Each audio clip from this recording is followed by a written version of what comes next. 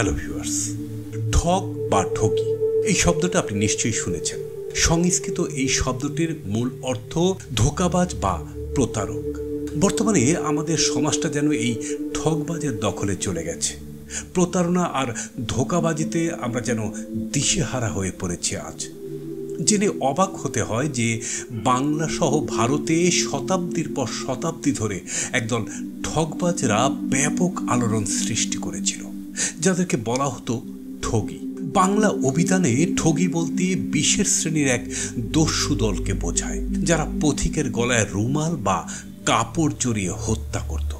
মূলত ঠগিরা ছিল ভারতবর্ষের একটি বিশেষ শ্রেণীর খুনি সম্প্রদায়। এদের মতো নিষ্ঠুর আর নিপুণ খুনির দল ইতিহাসেই বিরল। চলুন ইতিহাসের এই কুখ্যাত ঠগিদের আদ্যপান্ত জেনে নেওয়া যাক।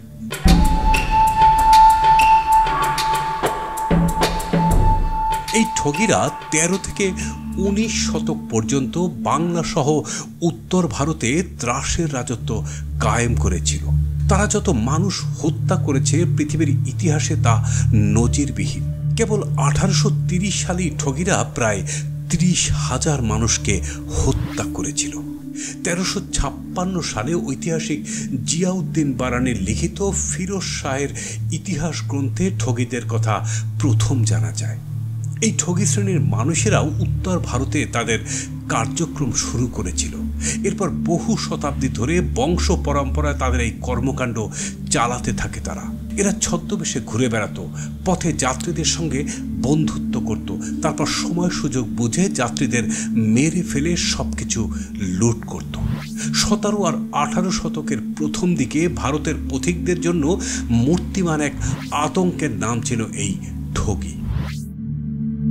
ফিরোজ শাহের ইতিহাস গ্রন্থ হতে জানা যায় 1290-এর সুলতানি শাসনের সময় প্রায় 1000 খানেক ঠগ ধরা পড়ে, কিন্তু কোনো এক অজানা কারণে সুলতান তাদের কোনো রকম সাজা না দিয়ে দিল্লিতে ফিরে না আসার শর্তে অনেকটা আপ্যায়নের সাথে নৌকায় তুলে দিয়ে ভাটির দেশে তথা এই বাংলায় পাঠিয়ে দেয়। আর তারপর থেকেই বাংলার জলে স্থলে মাঠে ঘাটে ছড়িয়ে পড়ে এই খুনির দল। বাংলায় ঠগিদের ইতিহাসের সূত্রপাত সম্ভবত এখান থেকে। শত শত বছর ধরে ভারতবর্ষের বিভিন্ন জায়গায় হারিয়ে যেত অগণিত পথিক। কোথায় কিভাবে হারাতো জানতো না কেউ। কোনো এক জাদু বলে যেন তারা বিলীন হয়ে যেত পৃথিবীর বুক থেকে। কত মানুষ হারিয়েছিল এইভাবে। গিনেস বুকের হিসাবে এই সংখ্যা 20 লক্ষ। নিরীহ পথিকদের ভুলিয়ে ভালিয়ে নিয়ে গিয়ে হত্যা করে তাদের মালামাল লুট করত যারা, ভারতীয় কিংবদন্তিতে তাদেরকে ঠগি বলেই উল্লেখ করা রয়েছে। ঠগিরা সবসময় চলতো দল বেঁধে। তারা ব্যবসায়ী, তীর্থযাত্রী কিংবা সৈন্যের ছদ্মবেশে ভ্রমণ করত। এদেরই লোকজন গোপনে বাজার কিংবা সরাইখানা থেকে পথযাত্রীদের সম্বন্ধে যাবতীয় তথ্য জোগাড় করত। তারপর যাত্রীদের সঙ্গে মিশে যেত এরা। যাত্রা বিরতিতে যাত্রীদের জন্য খাবারের ব্যবস্থা করত। সহযাত্রীদের সৌহার্দ্য, নিরাপত্তা আর বিশ্বাসের উষ্ণ আমেজে গরম খাবার খেয়ে পথ চলতি ক্লান্ত যাত্রীরা নিশ্চিন্তে বিশ্রাম নিতে থাকেন। আর তখনই আসতো সর্দারের হুকুম। সর্দারের নির্দেশ পাওয়া মাত্রই যাত্রীদের উপর ঘটত নির্মম হত্যাকাণ্ড। একজন যাত্রীকে খুন করত 3 জনের একটি দল। একজন মাথা ধরে রাখত, অন্যজন ফাঁস পরাতো, আরেকজন পা চেপে নিচে ফেলে দিত। কেউ পালিয়ে গেলেও রক্ষা নেই। ঠগিদের অন্য দলটি কাছে পিঠেই ওত পেতে থাকত। এই ঠগিরা নানা সাংকেতিক ভাষায় নিজেদের মধ্যে কথা আদান প্রদান করত। যেমন বাসন মেজে আনার কথা বলার মধ্য দিয়ে সর্দার তার এক সাঙ্গেতকে কবর তৈরি করার নির্দেশ দিত।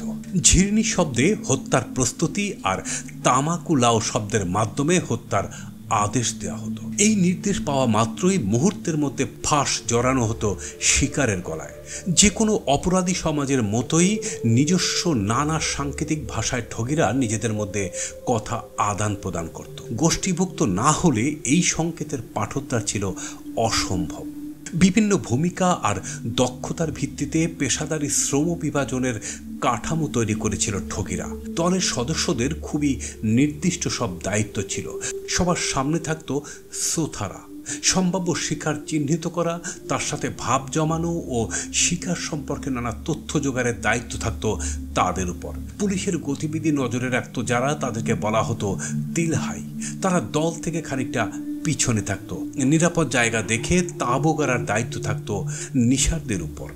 কবর তৈরি করার দায়িত্ব ছিল যাদের উপর, তাদেরকে বলা হতো বিয়াল। শিকারকে যে ধরে রাখবে তাকে বলা হতো চামচি। শিকার যাতে বাধা দিতে না পারে তার জন্য হাত আটকে রাখার দায়িত্ব চুমসিয়ার। চুমিয়া শিকারের পায়ে ধাক্কা দিয়ে মাটিতে ফেলে দেবে। ভোজারা মৃতদেহগুলো কবরে নিয়ে যাবে। কুথাওয়ার দায়িত্ব হলো দেহগুলোর হাঁটু ভেঙে থুতনির সঙ্গে লাগিয়ে ভাঁজ করে কবর দেওয়া। মৃতদেহ পাহারা দেওয়া ও বিপদের গন্ধ পেলে জানান দেওয়ার দায়িত্বপ্রাপ্তদের বলা হতো ফুরুক দেনা। আর হত্যাকাণ্ডের জায়গাটা পরিষ্কার পরিচ্ছন্ন করে ফেলার দায়িত্ব ছিল ফুরজানাদের। তাদের নিষ্ঠুরতা এতই ভয়াবহ ছিল যে সদ্য মৃত মানুষদের কবরের উপর বসত ঠগীদের অমৃতের ভোজ। সেই ভোজ আর কিছু নয়, গুড়ের ভোজ। একলা পথিক পেলেই সাদরে তাকে দলের সাথে ভ্রমণের আমন্ত্রণ জানাতো। তাদের মতে যে একবার এই গুড় খাবে সে ঠগী হয়ে যাবে। ঠগীদের মধ্যে হিন্দু, মুসলমান, শিখ সব ধর্মের লোকই ছিল। ঠগীদের খুনের অস্ত্রটা ছিল বেশ অবাক করার মতো, অতি সাধারণ কিন্তু সাংঘাতিক কার্যকর। এক ফালি হলদে কাপড়ের টুকরো 2 ভাজে ভাঁজ করলে মাত্র 30 ইঞ্চি, 18 ইঞ্চির মাথায় একটা কিট, তাতে একটা রূপোর টাকা বা তামার ডবল পয়সা বাঁধা। নিপুণ ঘাতকের হাতে সেটাই হয়ে ওঠে অব্যর্থ মরণ ফাঁস। ঠগীদের সম্পর্কে ব্রিটিশ সরকার প্রথম জানতে পারে 1812 সালে। সেই সময় গঙ্গার ধারে একটি গণকবর পাওয়া যায়, তাতে 50টি মৃতদেহ পাওয়া যায়। তারপরও বিভিন্ন স্থানে পাওয়া যাচ্ছিল গণকবর। এই সময় ব্রিটিশদের বদান্যতায় যোগাযোগ ব্যবস্থার ব্যাপক উন্নতি সাধিত হয়। রেল যোগাযোগের ক্ষেত্রে নতুন মাত্রা পায়, ফলে ঠগীদের দৌরাত্ম্য কিছুটা কমতে থাকে, কিন্তু পুরোপুরি তাদের মূলোৎপাটন করা সম্ভব হচ্ছিল না। ব্রিটিশ সরকার ঠগীদের নির্মূল করার জন্য উইলিয়াম স্লিমানকে দায়িত্ব দেয়। বেঙ্গল আর্মির অফিসার উইলিয়াম হেনরি স্লিমান ছিলেন অত্যন্ত বিচক্ষণ ব্যক্তি। তিনি দেখলেন কিছুতেই অন্যান্য দুষ্কৃতিকারীদের থেকে ঠগীদের পৃথক করা যাচ্ছে না। ঠগীরা নিপুণ কৌশলে অপরাধ ঠেকে রাখছিল। স্লিমান গুপ্তচর নিয়োগ করলেন, গঠন করলেন বিশেষ পুলিশ বাহিনী ও আলাদা বিচার আদালত। পাশাপাশি ঠগীদের অপরাধের স্থল বিশ্লেষণ করে তৈরি করলেন মানচিত্র এবং অপরাধের দিনক্ষণের একটি তালিকা তৈরি করলেন, যাতে পরবর্তী হত্যার সময়কাল আঁচ করা যায়। নিজের লোকদের ব্যবসায়ের ছদ্মবেশে অস্ত্রসহ সেসব স্থানে পাঠাতে থাকেন।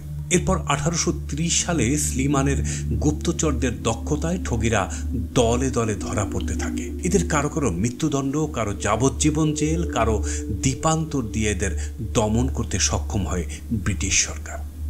বাকি যারা ছিল তারা ভয়ে পেশা পরিবর্তন করতে বাধ্য হয়, ফলে ভারতবর্ষ ঠগী মুক্ত হয়।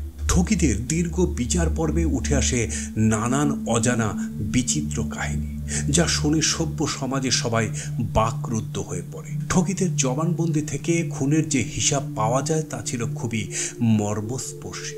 1933 সালে উইলিয়াম স্লিমানের নাতি জেমস স্লিমানের লেখায় জানা যায় একজন ঠগী মাসে গড়ে 8 থেকে 10 জনকে খুন করত। সেই হিসাবে প্রায় 20 লক্ষেরও অধিক মানুষ এই ঠগীদের শিকার হয়েছিল বলে অনেক বিশেষজ্ঞদের ধারণা, যা অস্বীকার করার কোনো উপায়ও নেই। কারণ বাহারাম নামের এক নিষ্ঠুর ঠগীর নিজের স্বীকারোক্তি অনুযায়ী 931 জন মানুষকে সে খুন করেছিল বলে দাবি করে, এবং পরবর্তীতে ওই নাম গিনেস বুক অফ রেকর্ডে ওঠে। কিন্তু ঠগীদের এই নিষ্ঠুরতম ইতিহাস আজ কালের অতলে হারিয়ে গেলেও মাঝে মাঝে পারিপার্শ্বিক কিছু ঘটনা সেই ইতিহাসকে নতুন করে উস্কে দেয়। ওই যে আমি ভিডিও শুরুতে বলেছিলাম, আমাদের দেশটাও এখন ঠগবাজে ভরে গেছে। ভিউয়ার্স, ভিডিও সম্পর্কে কোনো মতামত থাকলে কমেন্টস করে জানিয়ে দেবেন, আর ভিডিওটি ভালো লাগলে শেয়ার করে দেবেন। ধন্যবাদ।